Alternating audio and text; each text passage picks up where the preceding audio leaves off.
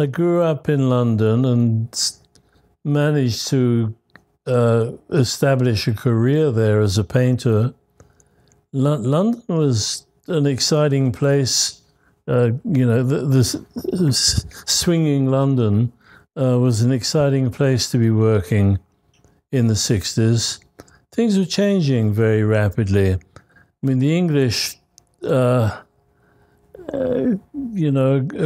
great at establishing hierarchies, so that, for example, it was understood that the British representation in the Venice Biennale, which was the most important international show at the time, had already been planned years in advance. John Piper and then Graham Sutherland and then whoever it happened to be. And then a new head of the British Council came along, scrapped the whole lot, and suddenly a bunch of young people, myself, my brother Dick Smith, Robin Denny, Tony Caro, found ourselves representing England, the United Kingdom, in the Venice Biennale. So things were moving very rapidly. We were getting a lot of attention. At one point, I remember that I had something like 50 paintings out on tour in different parts of the world. So, and then there were commissions. Did a big tapestry for British Petroleum. I did lots of different things. But, as the decade wore on, I found myself increasingly uncomfortable with my position. I had the feeling that all I had to do was just, sit quietly, do my work. The establishment would look after me. Eventually I'd have my retrospective at the Tate Gallery. And I felt increasingly uncomfortable with that kind of situation.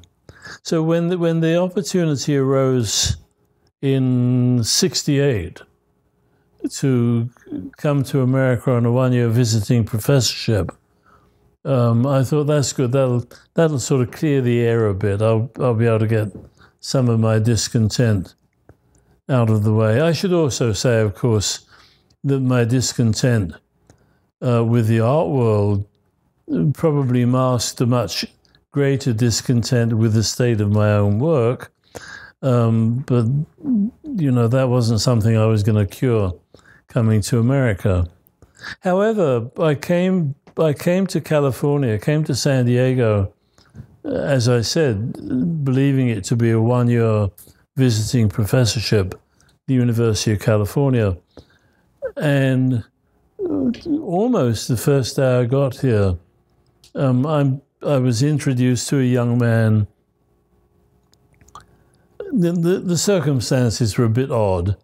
The chair of my department introduced us by saying to this young man, who was a graduate student in the music department, "You know all about computing. Harold's a famous artist. You two should work together." At which point the graduate student said, "I'm not doing anything for you."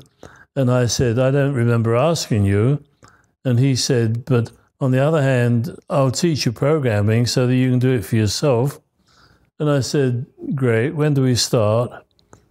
And I said, "Let's start tomorrow morning."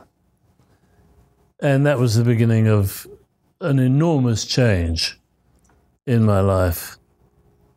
I think it would be true to say that my fascination at the time, whatever it was that was driving the change, didn't immediately have very much to do with art, or I didn't think it had very much to do with art. It had to do with the way I found that I was finding a new way of using my brain. It was almost, I've said many times, it was almost as if, not that I would know anything about what athletes do, but it was almost like an athlete who had been out of training for a long time and suddenly felt his muscles coming back into shape. I found myself using mental processes that never even came up in painting. And I found that so exciting that I was prepared to put everything else on one side and just concentrate on learning how to program at that point. And it was about 6 months, I think, before I suddenly started to think that maybe this could have some bearing on the kind of problems I brought with me as a painter from England. And I started to think, where do we start at this point? I need a starting point, bearing in mind, the interesting thing is that of all I didn't know any of the people who were involved in computing at the time. I thought this was something, I discovered that nobody else had looked at. It was only later that I realized that there were pockets going on all over the place. But one of the most interesting parts of the transition is that I probably came to it rather later than anybody else. Later, that is to say, in terms of my own development. I mean, I was already 40, I already had a career, I had already achieved some position in the art world. To sum it up in a single sentence, I already knew what I thought art should be. Most of the others came from other fields, like Frida coming from physics, others coming from mathematics, whatever.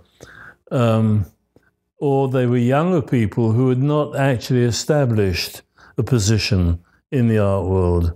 And I think my position was sort of unique in that I'd already established a significant reputation as a painter before I ever discovered my first computer. And I think that really had a great deal to do with the way in which I made my choices of how the computer could be used. I think I was the only one, for example, who got to think about the computer as a potentially autonomous entity that could do the things that human beings do without a human being having to be present to do them. Most of the other guys, again, brought their own experiences to bear.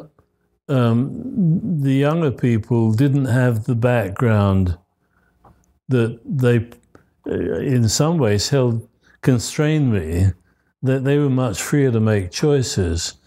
Some of the people who'd come from outside art and were looking at things in art that resembled the kinds of things that they could do with the computer. So anybody who had a kind of, fairly mathematical view of the whole thing and discovered constructivism would find a basis then for getting into art from the computer. But as I said, I think I was probably the only person who considered the computer to be potentially an autonomous art-making entity. And everything I did from that point, for many years, most of the last 40 years, was aimed at trying to establish that autonomy for the program. Mm.